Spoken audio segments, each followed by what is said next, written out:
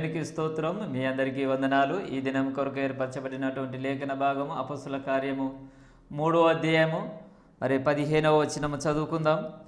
మీరు జీవాధిపతిని చంపితిరి గాని దేవుడు ఆయనను మృతులలో నుండి లేపెను, అందుకు మేము సాక్షులము. ఆమెన్.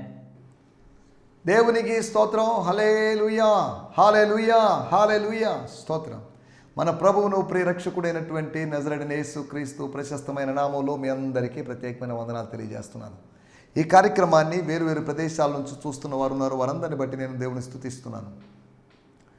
టీవీ సెట్ల ద్వారా చూస్తున్న వారు ఉన్నారు. వారు కౌంట్లోకి రారు, ఎందుకంటే యూట్యూబ్ అయితే కౌంట్ వస్తుంది. కానీ శాంతి టీవీలో కార్యక్రమాలు నెల్లూరులో చాలామంది టీవీ సెట్ల ద్వారా చూస్తున్నారు. ఎందుకంటే నేను అక్కడక్కడ వేరే ప్రదేశాలకి మీటింగ్లు వెళ్ళినప్పుడు మేము మిమ్మల్ని టీవీలో చూసామండి, మీ వాక్యం వింటున్నామండి అని ఇలా సాక్ష్యాలు చెప్తుంటారు. మనకు కౌంటింగ్ రావడం ముఖ్యం కాదు, దేవుని వాక్యం ఎత్తబడుతుంది. స్తోత్రం. దీని ద్వారా పాపులారిటీ రావడం కాదు ప్రాముఖ్యం, ప్రభు నామానికి మహిమ కలగడం అనేది ప్రాముఖ్యం. దేవుని స్తోత్రం. హల్లెలూయా. స్తోత్రం. ఈ కార్యక్రమం మీరు చూస్తున్న సమయంలో నేను నెల్లూరులో లేను, కానీ నేను హైదరాబాద్లో ఉన్నాను. నేను రాత్రి ప్రయాణం చేసి నేను వచ్చాను ఇక్కడికి. ఈరోజు రేపు నేను ఇక్కడ నుండి పరిచర్య చేస్తాను. ఇక్కడ జరిగేటువంటి పరిచర్య కొరకు మీరు ప్రత్యేకంగా ప్రార్థించాల్సిందిగా కోరుతున్నాం. ఇక్కడ స్థానికులైనట్టు వారు సిస్టర్ యానీ నీలిమా గారు, పాస్టర్ పి సంతోష్ కుమార్ గారు మరియు పాస్టర్ టి ప్రేమ్ సుందర్ గారు, మరి ఇంకా కొంతమంది ఈ బృందంలో, ఈ గిడియోన్ ఫెలోషిప్ ఇంటర్నేషనల్ అనేటువంటి ఈ బృందంలో కలుసుకోబోతున్నారు. కనుక హైదరాబాద్లో జరుగుతున్న పరిచర్య, అలాగే చెన్నై నగరంలో జరగబోతున్న పరిచర్య, వీటన్నిటిని మీరు జ్ఞాపకం చేసుకోవాల్సిందిగా ప్రార్థిస్తున్నాం, కోరుతున్నాం. ముఖ్యంగా ప్రభు చిత్తమైతే పశ్చిమ గోదావరి జిల్లాలో తాడేపల్లిగూడెం అనేటువంటి టౌన్లో కూడా ప్రతి నెల ఒక మీటింగ్ ఇలా పెట్టుకొని కొంతమందిని గ్యాదర్ చేయాలి, కొంతమందితో దేవుని వాక్యాన్ని బోధించాలి, వారికి కొద్దిగా ట్రైనింగ్ ఇవ్వాలి, శిష్యత్వంలో ఎదిగించాలంటే ఆలోచన కలిగి ఉన్నాను. కనుక ప్రార్థించాల్సిందిగా మిమ్మల్ని ప్రేమపూర్వకంగా కోరుతున్నాను. బోల్డ్ ఆశలు ఉన్నాయి, ఆ ఆశలు నెరవేర్చుకోవాలంటే అంత సులభమైన విషయం కాదు. ధనం కావాలి, 1. 2 ప్రభు యొక్క నడిపింపు కావాలి. వీటన్నిటి ధరించడానికి ప్రభు సహాయం చేయనట్లుగా మీ వ్యక్తిగతమైన ప్రార్థనలో జ్ఞాపకం చేసుకోవాల్సిందిగా కోరుతున్నాను. స్తోత్రం. మీలో ఎవరికైనా అనారోగ్యము, బలహీనతలు ఉన్నట్లయితే దయచేసి తెలియజేయండి. మీ కొరకు ప్రార్థించడానికి సిద్ధంగా ఉన్నాం. ప్రతి నెల మొదటి ఆదివారం మా స్థానిక సంఘంలో ఉపవాస కూడికలు జరుగుతున్నాయి. 2 రోజులున్నా, 3 రోజులున్నా, 4 రోజులున్నా మొదటి ఆదివారం వరకు ఇలాగా ఉపవాస ప్రార్థనలు కొనసాగిస్తున్నాం. కనుక ఆ సమయంలో మీ ప్రేయర్ రిక్వెస్ట్లు మీరు పంపించవచ్చు. మీకోసం మేము ప్రత్యేకంగా ప్రార్థన చేస్తాం. నేను ఒక్కడే కాదు, నాతో పాటు నా కుటుంబం, అంతేకాకుండా నా ఆత్మీయ జతపని వారైనటువంటి సేవకులు పాస్టర్ ఉదయ్ కుమార్ గారు, పాస్టర్ విజయ్ కుమార్ గారు, పాస్టర్ విజయరత్నం గారు, పాస్టర్ వరకుమార్ గారు, పాస్టర్ శాలేం రాజు గారు, పాస్టర్ జైపాల్ గారు, పాస్టర్ దీప్తి కుమార్ గారు, పాస్టర్ కుమార్ బాబు గారు, బ్రదర్ విక్టర్ బాబు గారు, ఇంతమంది నాతో ఒక బృందంగా ఉంటారు. వీరందరిని బట్టి నేను ప్రభు నామాన్ని మహిమపరుస్తున్నాను. వీరు నేను కలిసి పనిచేస్తున్నాం. వీరిలో అందరూ ప్రార్థిస్తూ ప్రభు పరిచర్యలో సహకరిస్తున్నారు. వీరందరి సహకారం వల్ల ఈ పరిచర్య ముందుకు సాగుతుంది. కాబట్టి వీరిని బట్టి నేను దేవుని ఎంతగానో స్తుతిస్తున్నాను. దేవుని స్తోత్రం. హల్లెలూయా. దేవుడు ఒక మంచి బృందాన్ని ఇచ్చాడు. ఇంకా ఈ బృందం పెరగాలి, ఇంకా ఈ టీంకి ఇంకా కొంతమంది కొత్త వాళ్ళు యాడ్ కావాలి, అది నా కోరిక. కనుక దేవుడు నా హృదయ వాంఛలను తీర్చినట్లుగా మీరు ప్రత్యేకంగా ప్రార్థించాల్సిందిగా కోరుతున్నాం. స్తోత్రం. ఈ సమయంలో చిన్న ప్రార్థన చేసుకుందాం. ఈ దినము కూడా ఎగ్జామ్స్ రాసేటువంటి పిల్లల కోసం ప్రత్యేకంగా ప్రార్థన చేయబోతున్నాం. ఎగ్జామ్స్ రాయబోతున్న పిల్లలు, రాస్తున్న పిల్లలు, అంతేకాకుండా అనారోగ్యంతో బలహీనతలతో ఉన్న వారిని దేవుడు దర్శించినట్టుగా మనం ప్రత్యేకంగా ప్రార్థన చేయబోతున్నాం. దయచేసి ప్రార్థనలో ఏకీభవించండి. స్తోత్రం. పరిశుద్ధమైన మా దేవా, మీకు వందనాలు. మాకిచ్చిన మంచి దినము కొరకై మీకు వందనాలు. 1000 నోళ్లతో స్తుతించినా కానీ మీ రుణాన్ని తీర్చలేము. మా ఎడల మీకున్న తలంపులు బహు విస్తారములై ఉన్నవి. కనుక ఈ సమయంలో మేము మీ సన్నిధానానికి వస్తున్నాం. ఎగ్జామ్స్ రాస్తున్నటువంటి మా యవన బిడ్డల కొరకు ప్రార్థన చేస్తున్నాం. 10th class, inter, degree, engineering, medical, dental, competitive exams, nursing, ఇంకా వేరు ఎగ్జామ్స్ రాస్తున్న వారందరి కొరకు మీ సన్నిధానం, గ్రూప్స్ రాస్తున్న వారి కొరకు, బ్యాంక్ టెస్టులు రాస్తున్న వారి కొరకు ప్రత్యేకంగా ప్రార్థన చేస్తున్నాం. ప్రార్థన ఆలకించువాడా సర్వ శరీరులు నీ యొద్దకు వస్తున్నారు. మేము నీ దగ్గరికి వస్తున్నాం. మాకు నువ్వు తప్ప వేరొక దిక్కు లేదు, మాకు వేరొక ఆధారం లేదు. నీవే మా దిక్కు. మీ పాద పద్మముల మీద పడ్డాం ప్రభువా, మాకు సహాయం చేయండి. ఆకాశపు వాక్యాలు విప్పి మా బిడ్డలకు వారి ఉద్యోగ ప్రయత్నాల్లో ఉండి ఎగ్జామ్స్ రాస్తున్న వారు ఉన్నారు, వారి కొరకు ద్వారములు మీరు తెరవండి ప్రభువా. వారి జీవితాల్లో అద్భుత కార్యములు జరిగించమని అడుగుకుంటున్నాం ప్రభువా. దేవా మీకు వందనాలు చెల్లిస్తున్నాం. యేసయ్యా మీకు వందనాలు. ఈ సమయంలో అంతేకాకుండా అనారోగ్యంతో బలహీనతలతో ఉన్న వారిని మీ సంధానానికి తెస్తున్నాం. బీపీలతో, షుగర్తో బాధపడుతున్నవారు, థైరాయిడ్తోనూ ఇతర ప్రాబ్లమ్స్తోనూ అలర్జీస్తో బాధపడితే వాళ్ళు ఉన్నారు, వారిని మీ సంధానానికి తెస్తున్నాం ప్రభువా. ఇంకా ఆర్థరైటిస్తో బాధపడే వాళ్ళు ఉన్నారు, వారిని మీ సంధానానికి తెస్తున్నాం ప్రభువా. క్యాన్సర్తో బాధపడే వాళ్ళు ఉన్నారు, టీబీతో బాధపడే వాళ్ళు ఉన్నారు, హెచ్ఐవితో బాధపడే వాళ్ళు ఉన్నారు, liver problems, lungs problems, kidney ప్రాబ్లమ్స్తో బాధపడే వాళ్ళు ఉన్నారు. వీరందరూ మీ సన్నిధానానికి తెస్తున్నాం ప్రభువా. సోడియం, కాల్షియం లేదా పొటాషియం ఇటువంటి డెఫిషియన్సీస్తో బాధపడే వాళ్ళు ఉన్నారు, వారందరూ మీ సన్నిధానానికి తెస్తున్నాం. గర్భిణులుగా ఉన్న వారికి సుఖ ప్రసవాన్ని అనుగ్రహించండి తండ్రి. మీకు వందనాలు చెల్లిస్తున్నా. రక్షింప నేరకున్నట్లు అనగా స్వస్థపరచ నేరకున్నట్టు నీ హస్తము కొరచ కాలేదు కనుక మిమ్మల్ని స్తుతిస్తున్నాం. నిన్న నేడు నిరంతరము ఏకరీతిగా ఉన్న దేవా మీకు వందనం చేస్తున్నాం. ఈ కార్యక్రమం చూస్తున్న ప్రతి వ్యక్తి కొరకే మీకు వందనం చేస్తున్నాం. ప్రార్థనలో ఏకీభవిస్తున్న ప్రతి వ్యక్తిని బట్టి మీకు వందనాలు చెల్లిస్తున్నాం. మరి ముఖ్యంగా సేవలో ఉన్నటువంటి సేవకుల కొరకు, యవన సేవకుల కొరకు, పెద్దలైన సేవకుల కొరకు ప్రత్యేకంగా ప్రార్థన చేస్తున్నాం. వార్ధక్య బలహీనతలతో ఉన్న సేవకుల కొరకు ప్రార్థన చేస్తున్నాం. మరి ముఖ్యంగా నాయన మృత్యుంజయుడైనటువంటి యేసుక్రీస్తు పరిచరులు అనే పరిచయ వ్యవస్థాపకులైనటువంటి మీ దాసులు, అపోస్తులు తలారి పౌలయ్య గారి కొరకు, పాస్టర్ పౌలయ్య గారి కొరకు మేము ప్రార్థన చేస్తున్నాం. వారిని, వారి కుటుంబాన్ని మీరు జ్ఞాపకం చేసుకోండి. వారి హార్ట్ ప్రాబ్లమ్స్ నుంచి వారికి సంపూర్ణమైన విడుదల మీరు కలుగు చేయండి ప్రభువా. ఇంకా పెద్దలైన దైవజనులు అనేకున్నారు, వీరందరి కొరకు మేము ప్రత్యేకంగా ప్రార్థన చేస్తున్నాం. సకల పరిశుద్ధుల కొరకు, సార్వత్రిక సంఘము కొరకు, నెల్లూరు పట్టణంలో ఉద్యమం కొరకు, నెల్లూరు పట్టణంలో సంఘముల మధ్య ఐక్యత కొరకు ప్రార్థన చేస్తున్నాం.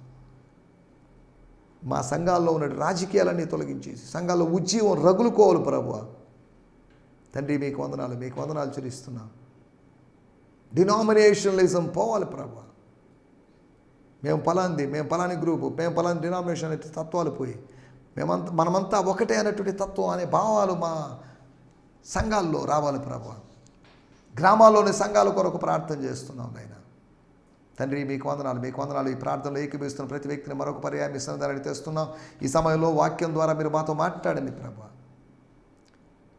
మా హృదయ క్షేత్రాల్లో మంచి నేలగా ఉన్నటువంటి మా హృదయ క్షేత్రముల్లో మీ అక్షయ బీజాన్ని, వాక్యపు అక్షయ బీజాన్ని విత్తమని కోరుకుంటున్నాం ప్రభువా. మా పరమ వ్యవసాయ కూడా మీ నామాన్ని స్తుతిస్తున్నాం. శాంతి టీవీ కొరకు, శాంతి టీవీ యొక్క పరిచర్లంతటి కొరకు, ఇంకా అనేకమైన ప్రాంతాలకు శాంతి టీవీ వెళ్ళగలడు సహాయం చేయమని అడుగుకుంటున్నాం ప్రభువా. శాంతి టీవీలో ప్రసంగిస్తున్న మీ దాసుల కొరకు, వారి కుటుంబాల కొరకు, పరిచర్ల కొరకు మీ సంతానానికి వస్తున్నాం. అందరినీ మీ చేతులు సమర్పిస్తూ యేసు నామములోనే ప్రార్థించడుగుతున్నాం పరమ తండ్రి. ఆమేన్. దేవునికి స్తోత్రం. మీ అందరికీ ప్రత్యేకమైన వందనాలండి. ప్రార్థనలో సహకరించినందుకు మీకు ప్రత్యేకమైన కృతజ్ఞతలు తెలియజేస్తున్నాను. స్తోత్రం. ఈ సమయంలో మనం దేవుని వాక్యాన్ని విందాం. నిన్నటి ఎపిసోడ్లో మనం 4 విషయాలు మీకు జ్ఞాపకం చేశాను. సేవకుడైనటువంటి యేసు, సర్వెంట్ జీసస్, సేవకుడిగా మారినటువంటి యేసు, త్రిత్వంలో తండ్రికి పరిశుద్ధాత్మకు సేవకుడైన యేసు అని కాదు, తన సేవకుడైనటువంటి, ఆయన సేవకుడైనటువంటి అనేటువంటి మాటలు ఉపయోగించబడ్డాన్ని మనం చూసాం. ఆయన పుట్టించబడ్డాడని, అనగా లేపబడ్డాడని, అనగా ఆయన పరలోక నివాసిగా ఉన్నాడు, ఆయన పంపబడ్డాడు. ఆ పంపబడ్డాన్నే లేపబడ్డం అన్నారు. అంతేకాకుండా పునరుత్థానాన్ని కూడా లేపబడ్డం అనే మాట ఉపయోగించి వాడారని అపోస్తుల కార్యములు 13వ అధ్యాయం ద్వారా మనం అర్థం చేసుకున్నాం. రెండోది, ఆయన శ్రమ పడ్డాడు, శ్రమలు అనుభవించాడు, అనేకమైన శ్రమలు అనుభవించాడు. తాను పొందినటువంటి శ్రమల ద్వారా ఆయన విధేయత నేర్చుకున్నాడని మనం లేఖనాల్లో మనం చూసాం. ఆయన కార్యాలు చేశాడు, కానీ విని ఎరగనటువంటి కార్యాలని, కొత్త కార్యాలని, యెహోవా దేవుని యొక్క ప్రతినిధిగా, సృష్టికర్త యొక్క ప్రతినిధిగా ఆయన wonderful deeds, science and wonders చేశాడని, మిరకిల్స్ చేశాడని మనం చూసాం. తర్వాత ఫైనల్గా ఆయన మహిమపరచబడ్డాడు. కొంతకాలం శ్రమ పడ్డాడు, కానీ అనేక దినములుగా మహిమపరచబడ్డాడు. He was being glorified since his ascension. ఆయన ఆరోహణం దగ్గర నుంచి ఇప్పటివరకు ఆయన మహిమపరచబడుతూనే ఉన్నాడు. ఆయన మహిమలో ఉన్నాడు. He's in glory. స్తోత్రం, స్తోత్రం. 7 దీపస్తంభముల మధ్యలో ఉన్నట్టుగా కనిపించాడు మొదటి శతాబ్దం చివరి భాగంలో, కానీ ఆయన దిగి వచ్చి దీపస్తంభముల మధ్యలో సంచరించాడు. ఏదైనా తోటలో సంచరించినట్లుగా దీపస్తంభాల మధ్యలో సంచరించాడు దేవుడు. తన ఎడల యథార్థ హృదయం గలవారిని బలపరచుటకు లోకమందంతటా ఆయన కనుదృష్టి సంచారము చేయుచున్నది.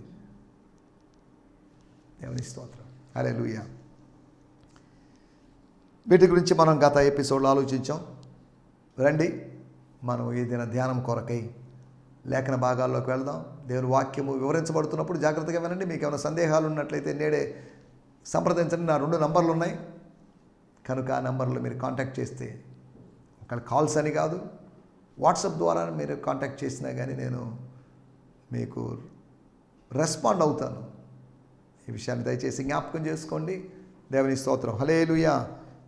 మన ధ్యానం నిమిత్తమై అపోస్తుల కార్యములు 3వ అధ్యాయము 15వ వచనం. అపోస్తుల కార్యములు 3వ అధ్యాయం 15వ వచనం. మీరు జీవాధిపతిని చంపితిరి, గాని దేవుడు ఆయనను మృతుల్లో నుండి లేపెను, అందుకు మేము సాక్షులం. చాలండి. మీరు అనగా మీరొక్కరని కాదు. మీరు అంటే ఎవరు? 12వ వచనంలో ఇశ్రాయేలీయులారా. మీరు అంటే ఎవరు? 17వ వచనంలో సహోదరులారా, ఇశ్రాయేలు సహోదరులారా. మీరు అంటే ఎవరు? 2వ అధ్యాయం 14వ వచనంలో యూదయ మనుషులారా. మీరు అంటే యెరూషలేములో కాపురమున్న సమస్త జనులారా. సరే, ఏదేమన్నప్పటికీ మనం ఇక్కడ ఆలోచిద్దాం. కొంతమంది ప్రజలను ఉద్దేశించి, కొన్ని వందల మంది ప్రజలను ఉద్దేశించి, ఒక విస్తారమైన జనసమూహాన్ని ఉద్దేశించి మీరు జీవాధిపతిని చంపారు. You have kill the prince of life. కానీ అయితే ఏం జరిగింది? ఏం జరగలేదా? ఏం జరిగిందో మన తర్వాత వచ్చింది. దేవుడు ఆయనను మృతుల్లో నుండి లేపెను. ఇది మాకు వేరే వాళ్ళు ఎవరో చెప్పారండి ఈ స్టోరీ. ఈ కట్టుకథ ఎవరో చెప్పారు. ఇది ఎవరో చెప్తే మేము విన్నాం, ఇది మగ్ధలేని మరే చెప్తే విన్నాం అని కాదు. ఇందుకు, దీనికి అనగా దేనికి? మీరు చంపిన దానికి మేము సాక్ష్యం. స్తోత్రం. దేవుడు లేపిన దానికి మేము సాక్ష్యం. దేవుని స్తోత్రం. We are the witness. మేము సాక్షులం. స్తోత్రం.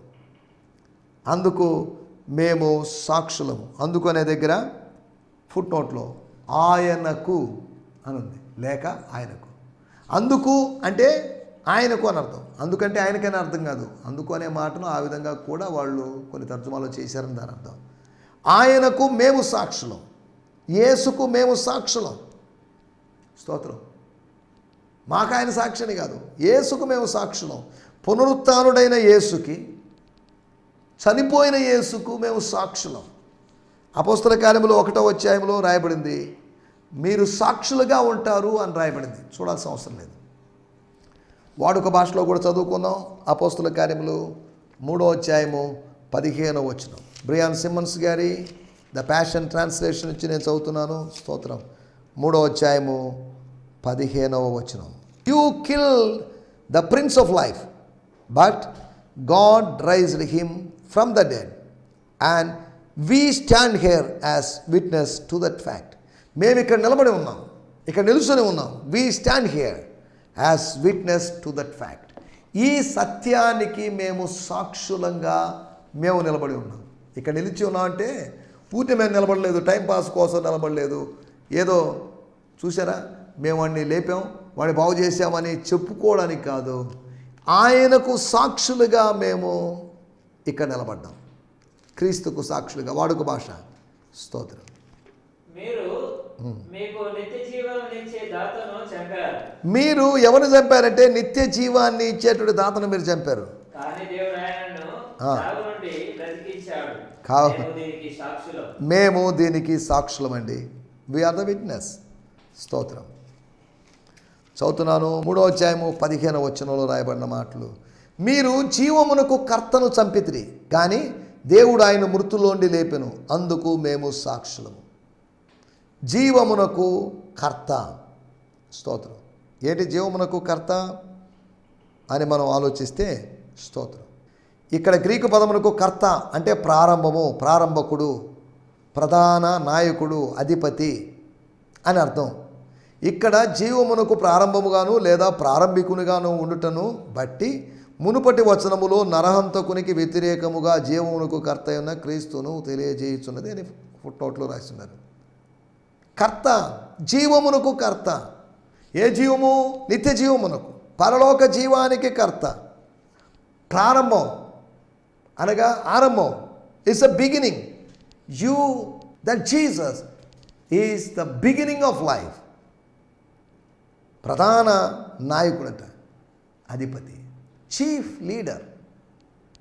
స్తోత్రం. హల్లెలూయా. ఇన్ని విషయాలు అక్కడ రాయబడింది. మీరు జీవమునకు కర్తను చంపితిరి. స్తోత్రం, స్తోత్రం. హల్లెలూయా. సరే, ఏదేమన్నప్పటికీ మేము సాక్షులము అంటున్నాడు. సాక్షులు ఉన్నప్పుడు నిజ సాక్షులు వీళ్ళు, అబద్ధ సాక్షులు కూడా ఉన్నారు. యేసు ప్రభు జీవితంలో ఆయన పునరుత్థానానికి ముందు అబద్ధ సాక్షులు వచ్చారు. స్తోత్రం. ప్రకటన గ్రంథం 12వ అధ్యాయంలో 2 సాక్షులు, 11వ అధ్యాయంలో 2 సాక్షుల గురించి రాయబడింది.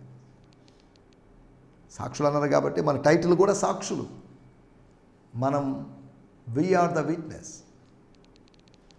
స్తోత్రం. అనగా ఆదివారం లేచి నిలబడి మన సంఘ ఆరాధనలో పాటల తర్వాత ఇప్పుడు ఎవరైనా సాక్ష్యం చెప్పేవాళ్ళంటే చెప్పండి అని పాస్టర్ గారు అనౌన్స్ చేస్తే చెప్పేటట్టు సాక్షులని కాదు. దేనిని బట్టి మనం సాక్షులమయ్యాం? Why we became witness? What is the reason? Reason లేదా? దీనికి మేము సాక్షులుగా ఉంటాం. ఇంకా కొద్దిగా ముందుకు వెళ్తే 4వ అధ్యాయం 33వ వచనం. ఇదిగాక అపోస్తులు బహుబలముగా ప్రభు అయిన యేసు పునరుత్థానమును గూర్చి సాక్ష్యమిచ్చిరి. వాళ్ళు సాక్ష్యం ఇచ్చారు. దేని గురించి? యేసు పునరుత్థానాన్ని గురించి. యేసు ప్రభు పొత్తి గుడ్డలతో చుట్టబడి ఉండడం, పశువుల శాలలో ఉండడం, మరియమ్మ ఒళ్ళో ఉండడం, వీటిని గురించి కాదు. ఆయన అద్భుతాలు చేయడం అనే దాని గురించి కాదు. ఆయన బోధ చేయడం అనే దాని గురించి కాదు. ఇవన్నీ అవసరమే. కానీ యేసు యొక్క పునరుత్థానమును గురించి బలంగా సాక్ష్యం ఇచ్చారట. స్తోత్రం. మనము అంత్యదినాల్లో ఉన్న మనం, సేవకులమైన మనం, విశ్వాసులమైన మనం, క్రైస్తవులమైన మనం, మన సాక్షులం. సాక్షి మౌనంగా ఉండలేడు. స్తోత్రం. సాక్షి తన నోరు తెరిచి ఏదో చెప్పాలి. కోర్టులో ఆదేశించినప్పుడు రండి, ఆ బోన్లో నిలబడి చెప్పండి మీరేం చూశారు, ఏం విన్నారంటే ఏమో నాకేం తెలియదండి, నేనేం చూడలేదు, వినలేదంటే ఒప్పుకోరు. నువ్వు పిలువబడి ఆ స్థానానికి వచ్చావంటే సాక్ష్యం చెప్పాలి. అవును, నేను చూశాను, చూడలేదు, నేను విన్నాను, వినలేదు, నాకేం తెలియదు, అక్కడికి వెళ్ళి బోన్లో మౌనంగా ఉన్నాం అనుకోండి, ఆ సాక్ష్యం సాక్షి యొక్క మాటను అంగీకరిస్తారు, సాక్షి యొక్క మౌనాన్ని అంగీకరించరు. స్తోత్రం. మనం మాట్లాడాల్సిన వాళ్ళం అనగా అధికంగా మాట్లాడాల్సిన వాళ్ళం అని కాదు, యేసును గూర్చి మాట్లాడాల్సిన వాళ్ళం. అనగా వీళ్ళు చెప్పినట్టుగా మేము దీనికి సాక్షులు అని చెప్పాల్సిన అవసరం లేదు. వీళ్ళు ఎలా సాక్షులుగా మారారు అనే దాని గురించి 3వ అధ్యాయము 15వ వచనంలో రాయబడిన మాట ప్రకారము మీరు జీవాధిపతిని చంపితిరి. ఎలా తెలుసు మీకు? మీరు లేరుగా, పారిపోయారుగా అందరూ. పేతురు యోహాన్లు ఎక్కడున్నారు? పేతురు పారిపోయాడు, దూరం నుంచి వెంబడిస్తున్నాడు. ఫైనల్గా అనిపించింది వాళ్ళే చంపారని. ఎంక్వైరీ చేస్తే తెలిసిన విషయం కాదు. మీరు జీవాధిపతిని చంపారు. మీరు తప్ప ఇంకెవరు చంపలేదు, చంపే పాసిబిలిటీ లేదు. అనగా ఇశ్రాయేలు ప్రజలైన మీరు చంపారు. దానికి మేము సాక్షులం. ఆ సమాచారాన్ని బట్టి, మాకు అందిన సమాచారాన్ని బట్టి, మా అబ్జర్వేషన్ని బట్టి మాకు అర్థమైన విషయం, యు కిల్ అవర్ లార్డ్. మా ప్రభువుని మీరు చంపినప్పటికీ మేము ప్రతీకారం తీర్చుకోలేదు. మమ్మల్ని కూడా చంపుతారని మేము భయపడ్డాం. కానీ మమ్మల్ని చంపితే మేము చచ్చిపోతాం, మేము తిరిగి లేవలేము. కానీ మా గురువు గారిని, మా బోధకుడిని మీరు చంపారు, ఆయన తిరిగి లేచాడు. స్తోత్రం. సేవకులను చంపొచ్చేమో కానీ సేవను చంపలేము. సువార్థికుడిని చంపొచ్చేమో కానీ సువార్తను చంపలేము. స్తోత్రం. హల్లెలూయా. సమాచారాన్ని బట్టి మనం సాక్షులమవుతాం. రెండో విషయాన్ని నేను మీకు జ్ఞాపకం చేస్తాను. అపోస్తుల కార్యములు 1వ అధ్యాయము 8వ వచనం మనకు అందరికీ తెలిసిన విషయం, మనం చాలాసార్లు మాట్లాడుకున్న విషయమే. ఆయనను పరిశుద్ధాత్ముడు మీ మీదకి వచ్చినప్పుడు, పరిశుద్ధాత్మ శక్తి మీ మీదకి వచ్చినప్పుడు అని కాదు, పరిశుద్ధాత్ముడు మీ మీదకి వచ్చినప్పుడు, ఆయన 3వ వ్యక్తి అని పిలువబడినటువంటి ఆయన మీ మీదకి వచ్చినప్పుడు, స్తోత్రం, మీరు శక్తిని పొందుతారు. శక్తిని పొందిన తర్వాత మీ మీదకి ఆయన వస్తాడని కాదు, పరిశుద్ధాత్ముడు మీ మీదకి వచ్చినప్పుడు మీరు శక్తిని పొందుతారు. గనుక యెరూషలేములోను, యూదయ, సమరయలోను, అంతవరకే కాదు, భూదిగంతముల వరకును నాకు సాక్షులై ఉంటారు. ఇంకా కొన్ని సెకండ్లలో ఆరోహణం కాబోతున్నటువంటి యేసుకు సాక్షులు. We are the witness. దేవుని స్తోత్రం. హల్లెలూయా. సాక్షులు అంటే మార్టీర్స్, అనగా హతసాక్షులు, మామూలు సాక్షులు కాదు. తమ మాటలను బట్టి మరణాన్ని కొని తెచ్చుకునేటువంటి సాక్షులు, మరణించేటువంటి సాక్షులు. దేవుని స్తోత్రం. హల్లెలూయా. సమాచారాన్ని బట్టి మనం సాక్షులమయ్యే అవకాశం ఉంది. రెండోది, పొందుకున్న శక్తిని బట్టి మనము, వారు బహుబలముగా సాక్ష్యం ఇచ్చింది. ఎక్కడి నుంచి వచ్చింది బలం? పరలోకం నుంచి వచ్చింది. బ్యూలా దేశం నుంచి వచ్చిన బలం అది. భారతదేశం నుంచి వచ్చిన బలం కాదు. పరలోకానికి మరొక పేరు బ్యూలా దేశం. బ్యూలా దేశాన్ని నుంచి వచ్చినటువంటి బలం అది. దేవుని స్తోత్రం. హల్లెలూయా. స్తోత్రం. 4వ అధ్యాయము ఇందాక కూడా మనం చదువుకున్నాం. 33వ వచనంలో 3వ విషయాన్ని నేను మీకు జ్ఞాపకం చేస్తాను. ఎలా సాక్షులం అవుతాం మనం? 33వ వచనంలో అపోస్తలులను బహుబలముగా ప్రభువైన యేసు పునరుద్ధానమును గూర్చి సాక్ష్యమిచ్చిరి. దేవుని స్తోత్రం. హల్లెలూయా. సాక్ష్యం ఇవ్వాలి ఈ అంత్య దినాల్లో. సువార్త కూడికలు పెట్టాలని కాదు, సమ్మర్లో మీటింగ్లు పెట్టాలని కాదు నా ఉద్దేశం. సాక్షులుగా ఉండాలి. మీటింగ్లు పెట్టినా పెట్టకపోయినా, మీటింగ్ ఉన్నా లేకపోయినా. The apostles gave powerful testimonies about the resurrection of Lord Jesus, and the great measures of grace rested upon them all. గొప్ప పరిమాణాల్లో, గొప్ప కొలతల్లో వాళ్ళ మీద కృప నిలిచింది, కృప కుమ్మరించబడింది అన్నట్టుగా రాయబడింది. దైవ కృప అందరి యందు అధికముగా ఉండెను. అది సీక్రెట్. వారు అలా బలంగా సాక్ష్యం చెప్పడానికి secret. The grace, special grace of God was given to them. Macedonia వారి దాతృత్వం విస్తరించింది, ఎక్కువైందంటే దాని అర్థం వై? వారికి అనుగ్రహించబడిన కృప. స్తోత్రం. స్తోత్రం. హల్లెలూయా. దైవ కృప అందరి యందు అధికముగా ఉండెను. స్తోత్రం. స్తోత్రం. అల్పంగా ఉందని కాదు. దేవుని స్తోత్రం. స్వర్గం ఇచ్చిన కృపను బట్టి మనం సాక్షులం అవుతాం. ఒకటి సమాచారాన్ని బట్టి, రెండోది శక్తిని బట్టి, మూడోది స్వర్గం ఇచ్చిన కృపను బట్టి మనం సాక్షులం అవుతాం. 4వ విషయం నేను చెప్పి ముగించేస్తాను. అపోస్తల కార్యములు 26వ అధ్యాయం 16, 17, 18 3 వచనాలు చదవమని కాదు. ఎందుకు చెప్తున్నానంటే అవన్నీ కలిసి ఉన్నాయి కాబట్టి విడివిడిగా చదవలేము. 129వ పేజీ.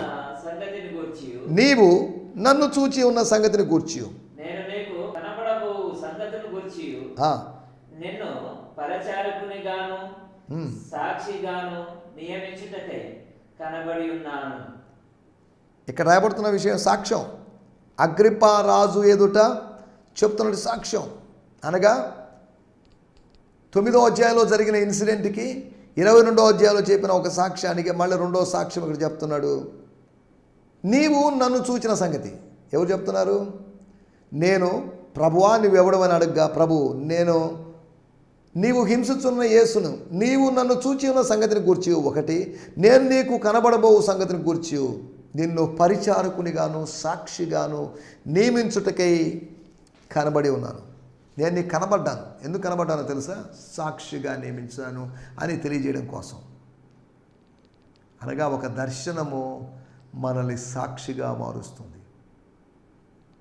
అందుకని అంటాడు అక్కడ, పరలోకము నుండి కలిగిన దర్శనానికి నేను అవిధేయుడు కాలేదు. ఒక దర్శనం నేను సాక్షిగా మారుస్తుంది. దేవుని స్తోత్రం, హల్లెలూయా. నా మాటలు ముగించేస్తున్నాను. సమాచారాన్ని బట్టి మనం సాక్షులుగా మారుతామని, మనం సాక్షులుగా మారాలి, సాక్ష్యం ఇవ్వాలి. రెండోది శక్తిని బట్టి, పొందుకున్నటువంటి మన ఆత్మలోకి వచ్చినటువంటి దైవ శక్తిని బట్టి మనం సాక్షులుగా ఉంటామని. మూడోది స్వర్గం ఇచ్చినటువంటి కృపను బట్టి. స్తోత్రం, స్తోత్రం, హల్లెలూయా.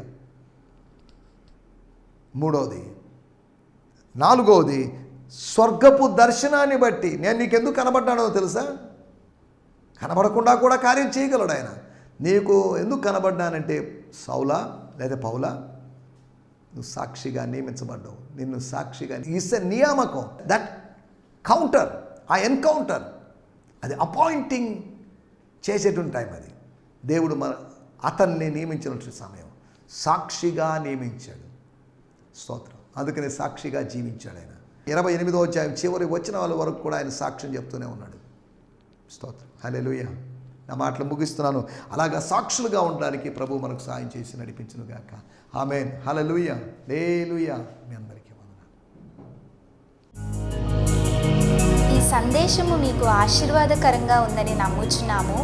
ప్రార్థన అవసరతల కొరకు మమ్మల్ని సంప్రదించవలసిన మా చిరునామా గిద్యోన్ మిషన్ చర్చ్, 6వ వీధి, శాంతినగర్, నెల్లూరు 4, ఆంధ్రప్రదేశ్. పిన్ 524004. మా ఫోన్ నంబర్లు 7036443613 మరి ఒక నంబర్ 9392293010. మా ఈమెయిల్ ఐడి gfihmi2015@gmail.com. దేవుడు మిమ్మును ఆశీర్వదించునుగాక. ఆమేన్.